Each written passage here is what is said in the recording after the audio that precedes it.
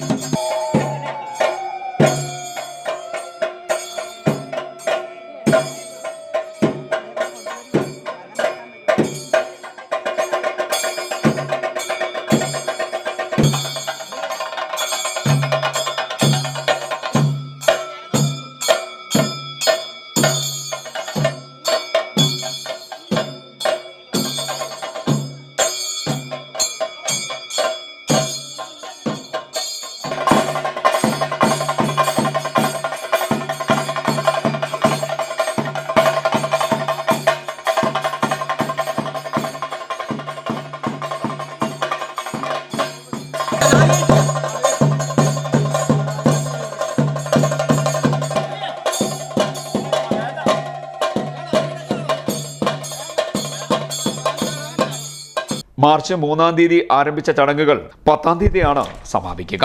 10-ാം തീയതി ക്ഷേത്രത്തിൽ സർപ്പബലി ഉണ്ടാകും. ചടങ്ങുകളോടനുബന്ധിച്ച് 5-ാം ദിവസം പള്ളി ഉണർത്തൽ, ഗണപതി ഹോമം, മരപ്പാണി, പ്രാണപ്രതിഷ്ഠ, ജീവകലശാഭിഷേകം, അഷ്ടബന്ധ ലേപനം, ഉപദേവതാ പ്രതിഷ്ഠ, കലശാഭിഷേകം, സർപ്പപ്രതിഷ്ഠ, നൂറുംപാലും എന്നിവ നടന്നു.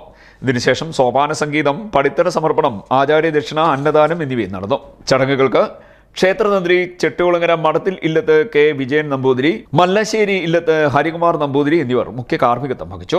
ക്ഷേത്ര ഭരണസമിതി ഭാരവാഹികളായ ശ്രീനു വെളുത്തേരിൽ, ഗോപി മണറ്റേൽ, രാജേഷ് പുതുമന എന്നിവർ ചടങ്ങുകൾക്ക് നേതൃത്വം നൽകി.